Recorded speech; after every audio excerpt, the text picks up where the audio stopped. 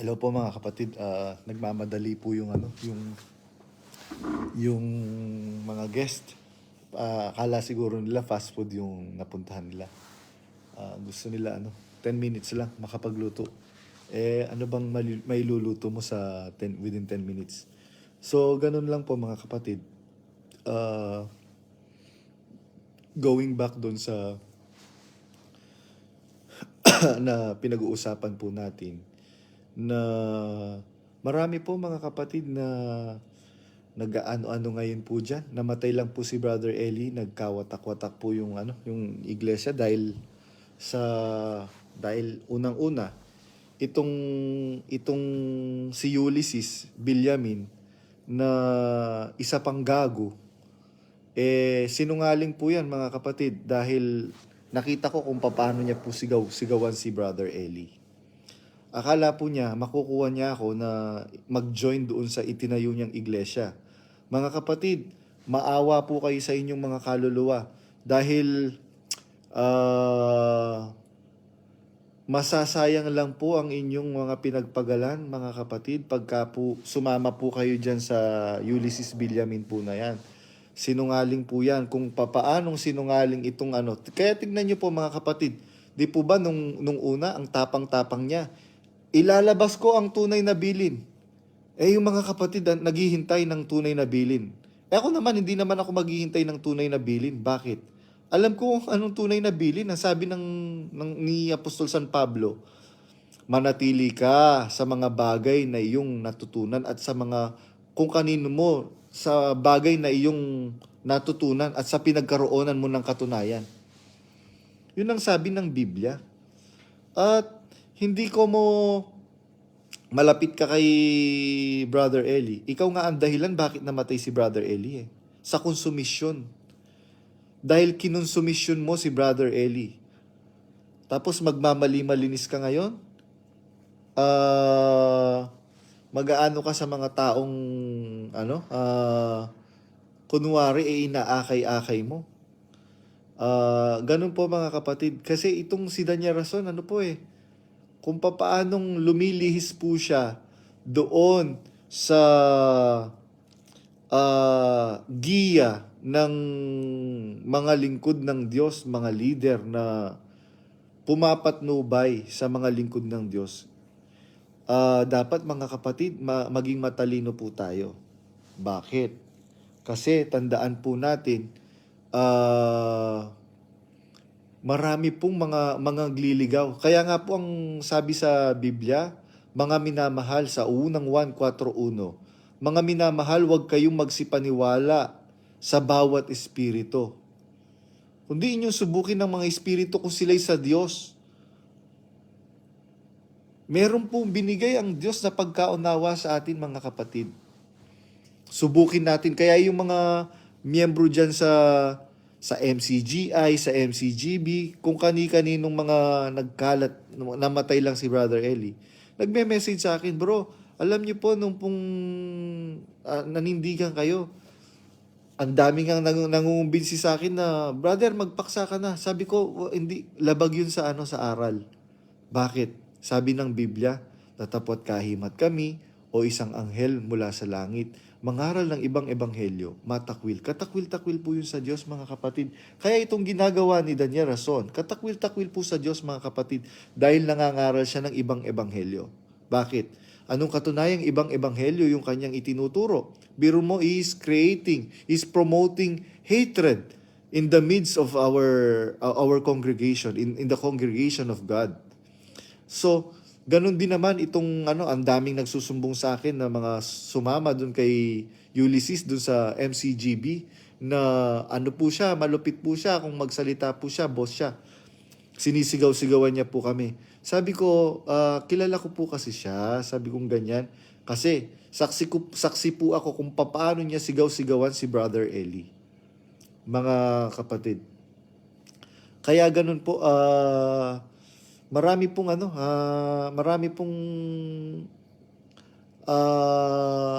mga bagay na sabi ko nga po sa inyo, kung magtatanong kayo ng regarding kay Brother Eli, ng sexuality niya, tanungin niyo si Yuli. anong relasyon nila. Pero kung ako po ang tatanungin ninyo, ano man yung regarding kay Brother Eli issue, wala po akong pakialam doon kasi isang bagay ang nalalaman ko. Dati akong bulag, ngayon nakakakita ako. Dahil dito sa lalaki na to na kinasangkapan ng Diyos upang makilala ko ang tunay na Diyos. Mga kapatid, sabi niya, mahal niya si Brother Eli. Bakit nanahimik siya? Ganun lang naman eh. Bakit nanahimik ka bigla? Ang tapang-tapang mo nung una. Kung matapang ka talaga, hanggang dulo dapat matapang ka. Ganun lang naman po yun mga kapatid. At hindi po pwede na i-claim.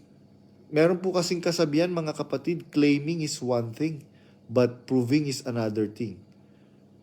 Walk your talk. Sabi mo, mangangaral ka ng Diyos. Sabi mo, you are a man of God.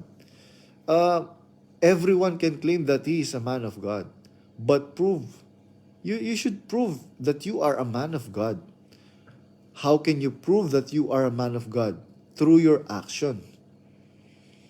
Ano ba?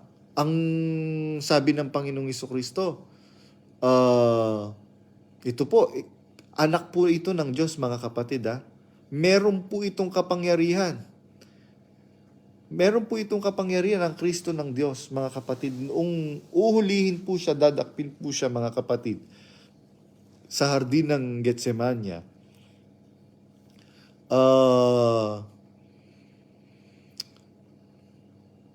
Sa malabis na pag-ibig ng apostol na si San Pedro sa Panginoong Jesucristo, kinuha niya po yung tabak, tinagpas yung tenga ni Malco, mga kapatid. Ano ang winika ng Panginoong Jesucristo? Pedro, isauli mo ang tabak sa kanyang kinalalagyan, sapagkat ang nabubuhay sa tabak mamamatay. Ito pong ginagawa ni Daniel Rason.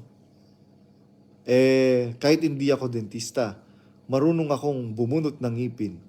Ilan ang gusto mo? 2 or 4? Hindi po ganyan ang Kristo ng Diyos. Noong pong siya'y magkatawang tao, wala po siyang ipinromote, hindi po siya nag-provoke ng tao para mag-away-away yung mga tao at para magkawatak-watak ang mga pamilya. Tandaan po natin mga kapatid, ang sabi po ni Brother Eli, kasumpa-sumpa sa Diyos ang sino mang tao na magiging dahilan upang magkawatak-watak ang pamilya. Mga kapatid, yan po ngayon ang ginagawa ni Daniel Rason. Biruin mo para sabihan mo yung mag-ina na itakwil yung kanilang tatay, yung padre de pamilya dahil hindi na niya matanggap yung mga aral na tinuturo ni Daniel Rason.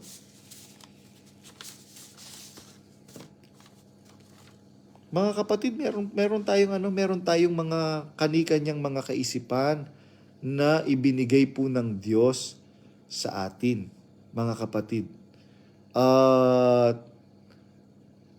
Gamitin po natin ito sa pagsusuri. Nasa panahon po tayo ngayon na napakamapanganib mga kapatid. Tandaan po natin yung giya po ng Biblia sa unang 1:4:1. Mga minamahal, huwag kayong magsipaniwala sa bawat espiritu, kundi inyong subukin ang mga espiritu kung sila'y sa Diyos, if they are of God, sapagkat maraming nagsilitaw na mga bulaang propeta. Marami po mga kapatid na nagsilitaw na mga bulaang propeta. Kaya nga ang daming nagme-message sa akin, bro, mag-join ka po sa amin dahil ang pinapakinggan po namin si Brother Eli. Piniplay po namin yung mga video. Straightforward naman po ako sumagot. Kapatid, pasensya na po kayo. As of now, I cannot entertain such activities because hindi ko naman po alam kung ano po yung mga vested interest ng mga nandyan. Meron po kasing mga vested interest ang bawat tao. Kaya po ang Diyos, mga kapatid, tinitignan niya yung puso ng tao. Kaya ahatulan tayo ng Diyos. Kaya ikaw, Yuli, magmalinis ka man, kadamay ka sa susumpain ng Diyos dahil iniligaw mo si Brother Eli. Kasumpa-sumpa ka sa Diyos, Ulysses Villamin. Akala mo maliligtas ka? Hindi ka maliligtas. Kilala ko ang bulok mo din, Ulysses. Kilala ko. Nakita ko kung paano mo sigaw-sigawan si Brother Eli. Tapos iiyak-iyak ka sa mga kapatid na para bagang mahal na mahal mo si Brother Eli. Hindi mo mahal. Hindi mo mahal si Brother Eli. Kung mahal mo si Brother Eli, hindi mo siya sisigaw-sigawan. Yun po ang totoo, mga kapatid, na wag po kayong maniniwala, mga kapatid, dyan kay Ulysses Villamin. Sinungaling po yan, mga kapatid. Kampon din po yan ni Satanas. Kung papaanong yung mga babae ni Haring Solomon ay nailigaw ang puso ni Solomon, ganyan din po ang nangyari kay Brother Eli Soriano, mga kapatid. Kaya ako, ang stand ko, hindi ako pro-best, hindi ako pro-KDR. Pro-God ako. Bakit? Sabi ni Brother Eli yun eh. Pagka ang pananampalataya ninyo, mga kapatid, ay nakasalig sa Diyos, anuman po ang gawin po namin, anuman ang magawa namin na pagkakamali, hindi po maaapektuhan ang inyo pong mga pananampalataya, mga kapatid. Kaya ako, sumampalataya po ako sa Diyos at doon sa aral na ipinapangaral ni Brother Eli Soriano. Kaya, clear po yung sagot ko eh. Di po ba nung mga unang live ko, pagka merong mga nagtatanong, ano po ang relasyon ni Brother Eli at saka ni Yuli? Ang malinaw ang sagot ko. Unang-una, patay na si Brother Eli. He cannot answer the question because that question is due to him, not for me. And as I've said on my previous video, I cannot answer for anyone or anybody. I cannot answer. Hindi ako makakapagbigay ng sagot para sa ibang tao. Kaya po ganun, mga kapatid, malinaw po yung stand ko. Ano ang stand ko? Ang stand ko po, mga kapatid, kung ano man yung mga ipinupukol kay Brother Eli Soriano, isang bagay ang malinaw sa isip ko. Naging mabuti akong tao dahil kay Brother Eli Soriano. Ganyan din po, mga kapatid, at sa lahat ng mga nakikinig ngayon. Tanungin po ninyo ang inyong mga sarili, mga kapatid. Kung kayo po ba ay naging masama noong sumampalataya kayo sa mga pangangaral ng salita ng Diyos sa pamamagitan ni Brother Eli Soriano. Dahil ang dami pong nangangaral eh. Everyone is claiming that they are of God. Pero wala pong nakakapagpabago sa kanila sa mga tao. Samantalang pare-pareho lang sila ng manual of instruction na ginagamit. Kaya ganun po, mga kapatid. Kaya ako, nagtumibay sa puso ko, itong si Daniel Rason, talagang hindi siya ginagabayan ng Diyos. Bakit? The fact na pinablock niya ako at pinaka-character assassinate niya ako, na sinasabi, ano daw po ako, lumalaban sa aral at lumalaban sa mangangaral. Sabi ko nga, patunayan mo na lumalaban ako sa aral. At teka, sinong mangangaral ang kinakalaban ko? Kasi yung mangangaral ng Diyos, hindi ko pwedeng kalabanin yon. Dahil, sabi ng Biblia, ang sino man sa inyo'y nagtatakwil, ako ang itinatakwil. And, hindi ikaw yon, Daniel Rason. Bakit? Hindi salita ng Diyos ang iyong ipinangangaral. Ano ang iyong ipinangangaral? Salita ni Satanas. Salita ng demonyo. Mga kapatid, salita ng demonyo ang inihahasik ni Daniel Rason. Ako, alam ko ngayon papunta si Daniel Rason sa US ngayon, mga kapatid. Bakit hindi nyo mapuntahan yung mga kapatid sa Africa? Bakit hindi nyo mapuntahan yung mga kapatid sa Papua New Guinea kung talagang meron kayong mga malasakit sa kaluluwa ng mga kapatid? Hindi ba dapat ang ating ipaprioritize yung mga mahihirap nating mga kapatid? Pero bakit ang pinupuntahan ninyo na mga lugar ng mga kapatid? Amerika, Canada, Europe,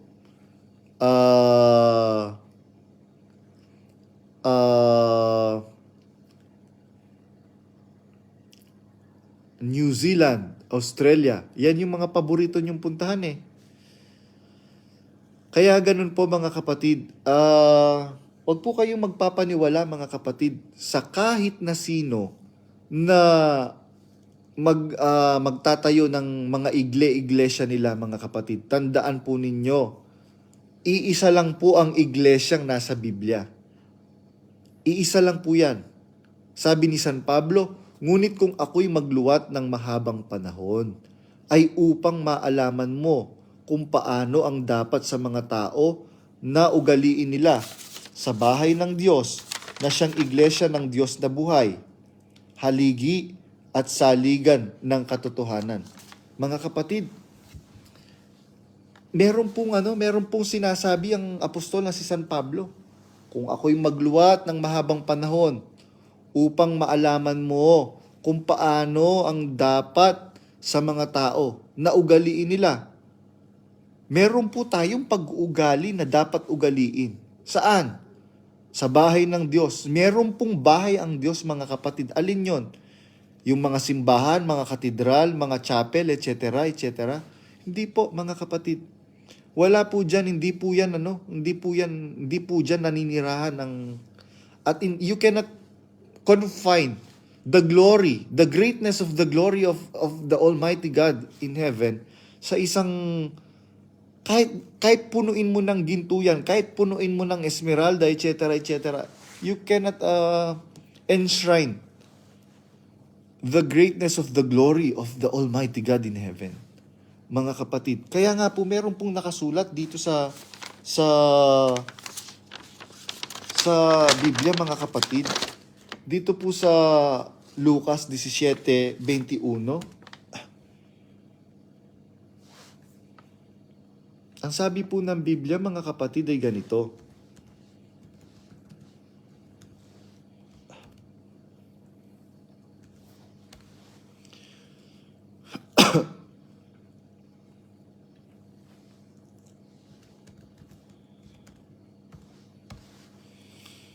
At palibhas ay tinanong siya ng mga Pariseo kung kailan darating ang kaharian ng Diyos.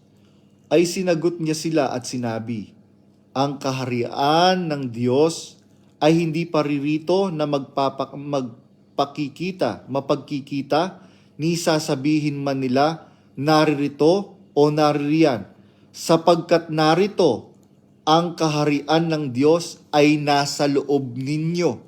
Tandaan po natin mga kapatid, ang kaharian ng Diyos, ang sabi ng Panginoong Jesucristo, at palibhas ay tinanong siya ng mga Pariseo kung kailan darating ang kaharian ng Diyos. Ay sinagot niya sila at sinabi, ang kaharian ng Diyos ay hindi paririto na mapagkikita, ni sasabihin man nila, naririto o naririyan, sapagkat narito ang kaharian ng Diyos ay nasa loob ninyo. Mga kapatid, tandaan po natin yan. Kaya, yung mga nagpapakilala, kami yung totoong iglesia. Wala po mga kapatid. Lalo na, tayo na naturuan tayo ni Brother Eli na tayo yung bayan ng Diyos, mga kapatid. Tandaan po natin, maraming beses na itinakwil ng Diyos yung bayang Israel. Yung totoong bayan ng Diyos. Yun po yung original na bayan ng Diyos, ang Israel, mga kapatid. Pero, itinakwil niya po. Bakit? Biruin mo, nagsugo siya ng mga anghel, nagsugo siya ng mga hukom, nagsugo siya ng mga hari, nagsugo siya ng mga propeta. Sobrang tigas na mga ulo ng mga Israelita. Hanggang sa kahuli-hulian,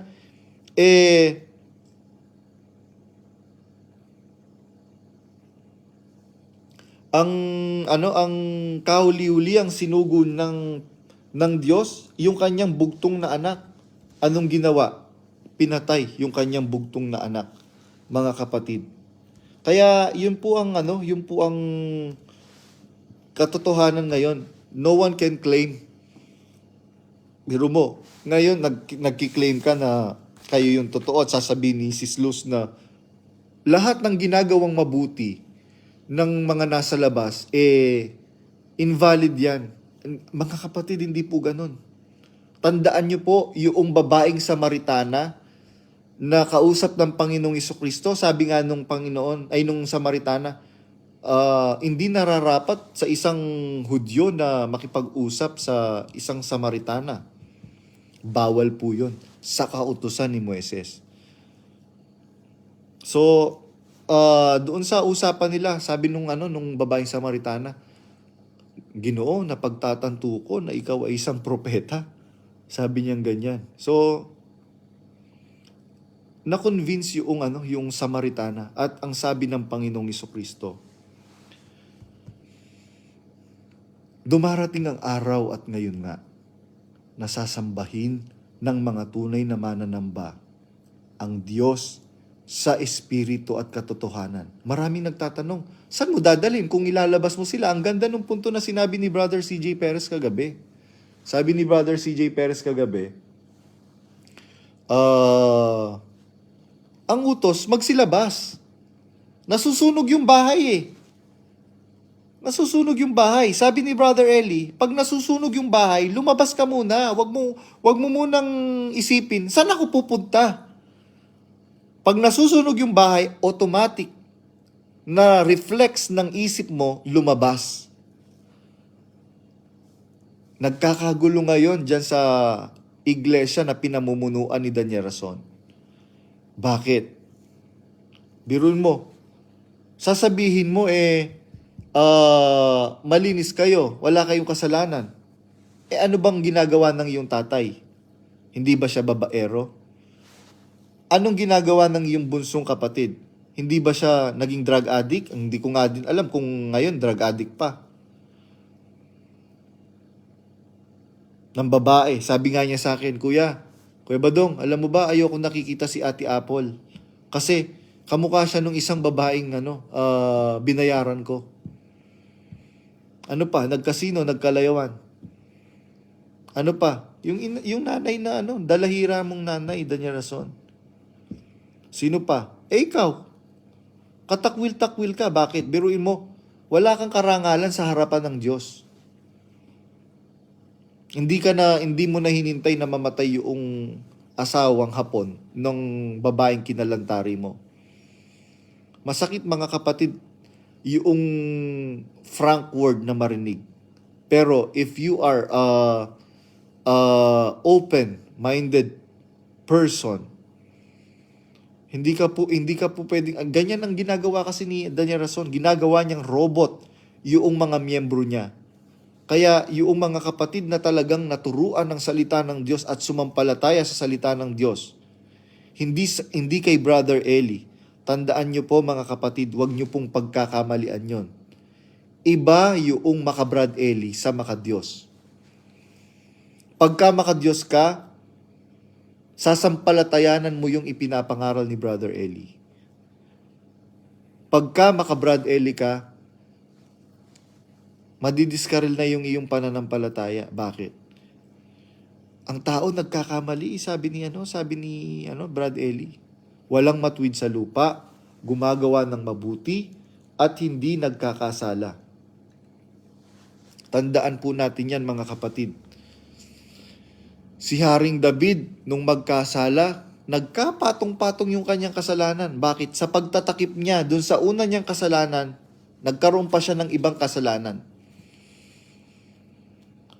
Subalit nung ipakilala sa kanya ng propetang si Nathan, yung kanyang pagkakamali, mga kapatid, ano po siya? Namintuho po siya sa Diyos. Ganun po ang mga nangyayari ngayon, mga kapatid, at maraming nagdudunong-dunungan diyan na nagsasabing, akala mo meron kang espiritu ng propeta? Wala naman akong claim na meron akong espiritu ng propeta. Unang-una, sino ba naman ako para gabayan ang espiritu ng mga propeta? Hindi ba minamak ako at inahamak-hamak ako ng leader mo na si Daniel Rason na mas magaling ako magsalita sa iyo? Sabi ni Daniel Rason, dapat lang kasi broadcaster ka. Broadcasting major ka, nagturo ka sa CEU, sa Centro Escolar University. Di ba sabi mo, pagka ang isang teacher, pagka ang isang educator, hindi marunong magpatanong, hindi nagpapatanong sa kanyang mga estudyante, bobong teacher yon. Bakit? Hindi niya kayang depensahan yung kanyang itinuturo. Dapat, alam mong depensahan. Kasi utos yun eh. Utos yun sa Biblia, mga kapatid.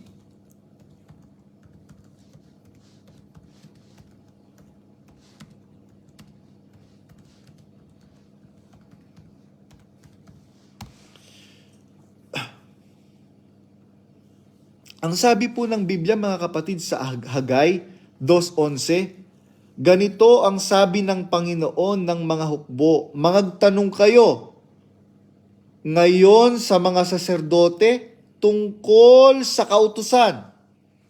Utos po ng Diyos yun, mga kapatid. Magtanong tayo sa mga saserdote tungkol sa kautusan. Dahil merong mga kautusan ng Diyos na obsolete na, mga kapatid. Sabi po ni Brother Elian, ngayon, merong utos ang Diyos, particularly kanino niya ipinatutungkol. Meron siyang pinatutungkulan ng kanyang utos. Kagaya ng ikapu. Yung ikapu, hindi po tayo kasama doon, mga kapatid. Kaya nga binabakbakan ni Brother Eli yung mga ibang mga reliyon na nagpapatupad ng tithings, ng ikapu. Sabi po ng Biblia, bawal po ng Diyos sa panahon ngayon ng bagong tipan. Ang utos sa bagong tipan, mga kapatid, magbigay ang bawat isa ayon sa pasya ng kanyang puso, huwag mabigat sa loob o dahil sa pinipilit, sapagkat iniibig ng Diyos ang nagbibigay ng masaya. Ngayon, ang ginagawa ngayon dyan sa MCGI, sapilitan.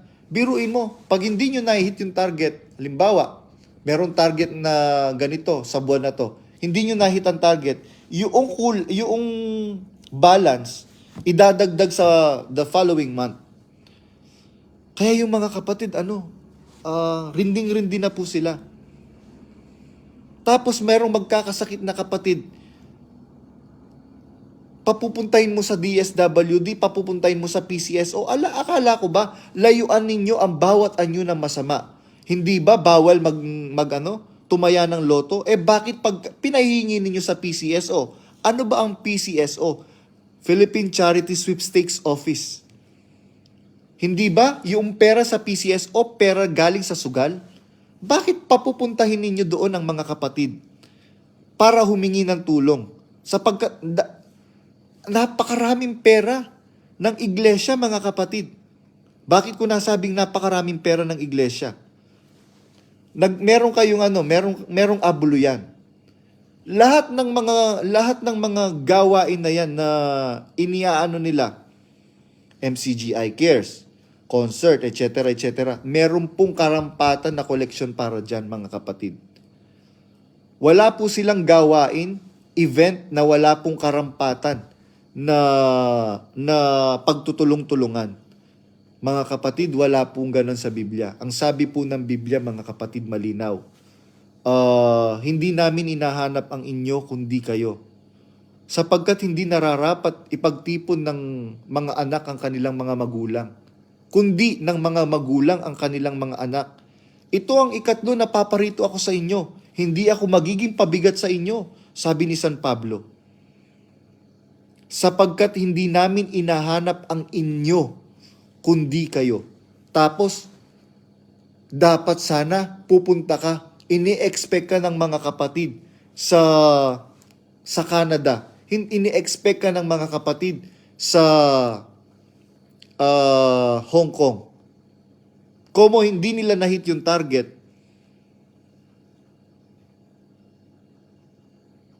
hindi ka tumuloy, hindi ka pumunta. Sabi nga nung isang kapatid sa Hong Kong, brother, alam naman po nila na majority dito sa Hong Kong, ang mga kapatid, domestic helper lang. Hindi po natin minamaliit yung mga kapatid na domestic helper. Mga kapatid, don't get me wrong. Hindi po natin minamaliit. Ang sinasabi po natin, ang sinasabi ko po personally,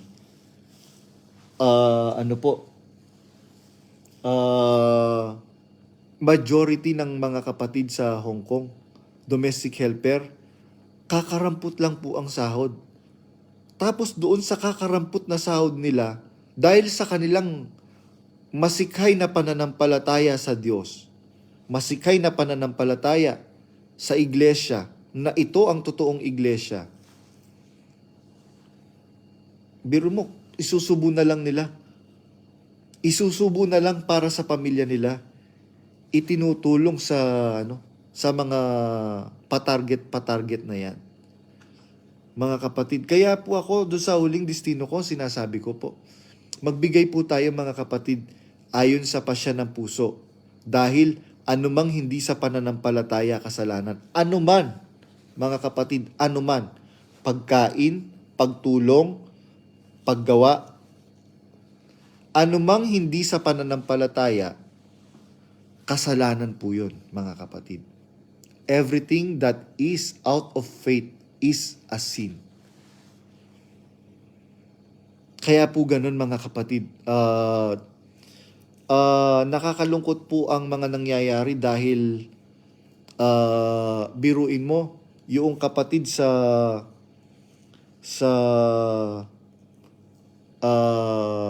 New Zealand, sasabihan mo na, maghihintay kayo ng dalaw, hindi namin kayo dadalawin, manigas kayo. Alam niyo po mga kapatid, nung buhay po si kapatid na Eli, hindi po ganyan. Pagka nga ang kapatid hindi nakadalo, ngayon na isang pagkakatipon, ang sabi ng kapatid na Eli, alamin niyo kaagad kung ano yung nangyari sa kapatid. Yun po mga kapatid, ang bilin ng kapatid na Eli. Lingapin ang mga kapatid. Ito pong si Yuli, malupit po yan sa kapatid. Kung papaanong malupit po itong si Daniel sa mga kapatid, ganyan din po ang diwa ni Ulysses Villamin, mga kapatid. Kaya, ayan, yung mga kapatid na sumama dun sa itinayong iglesia ni Ulysses Villamin, nakikipag-coordinate sa akin. Brother, ano po kasi, sabing ganyan, kilala niyo po ba si Ulysses?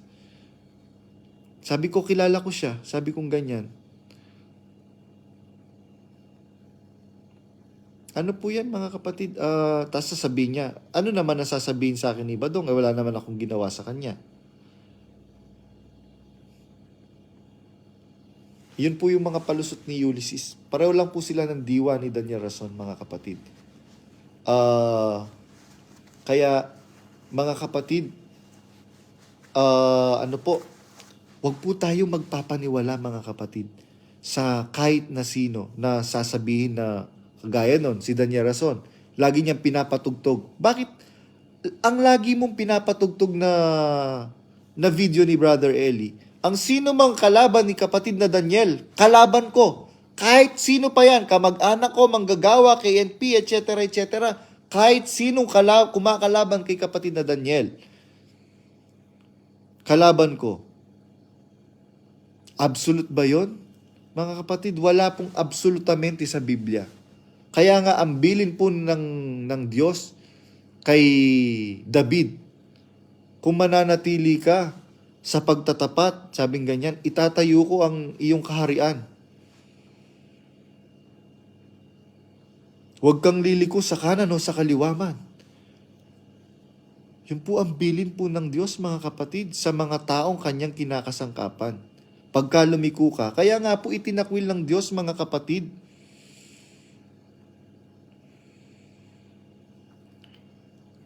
Kaya po mga kapatid,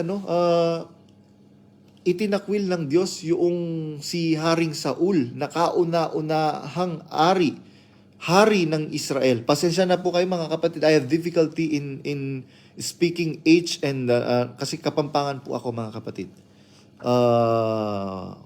Paumanhin po. Mga kapatid, dahil lang utos ng Diyos sa kanya, paglilipulin mo silang lahat. Nakita niya, matataba yung baka, matataba yung tupa, matataba yung mga kamelo, lahat ng matataba in-spare niya. Nagalit po ang Diyos kay Haring Saul. Bakit?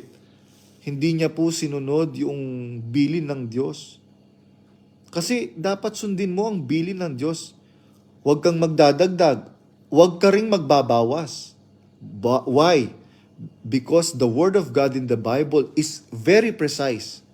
Mga kapatid, huwag mong dadagdagan. Kahit kudlit, sabi po ng Biblia. Huwag mong babawasan. Kaya ganun po, mga kapatid, marami pong mga nangangaral ngayon, they have their own vested interest.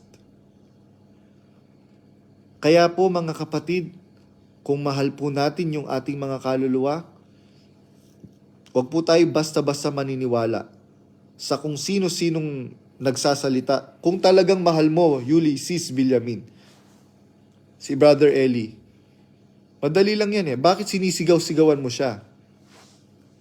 At kung talagang mahal mo siya, bakit hindi ka mangaral na lantaran, magsalita ng lantaran? Bakit bigla kang nawala sa ere?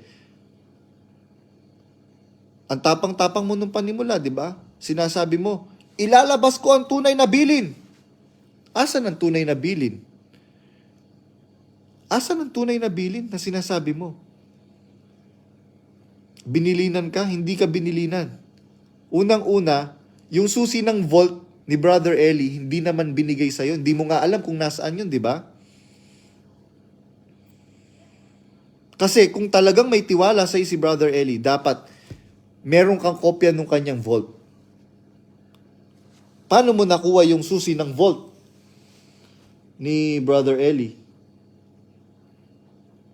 Tinanong mo si Sis Flora, di ba? Tinanong mo si Sis Flora, nasaan yung saan pumupunta si Brother Eli? Si Ingkong, bago siya pumunta sa vault. Ayun po, mga kapatid, ang mga katotohanan po dyan, na maraming basta po, mga kapatid, pagka nagtayo na ng sarili nilang iglesia, X na po yun, mga kapatid, dahil wala po tayong dapat itayo, dahil wala pong nabuwal. Ang iglesia po ng Diyos na nasa Biblia, mga kapatid, is established. Mga kapatid, meron pong guest uli. Paalam po muna.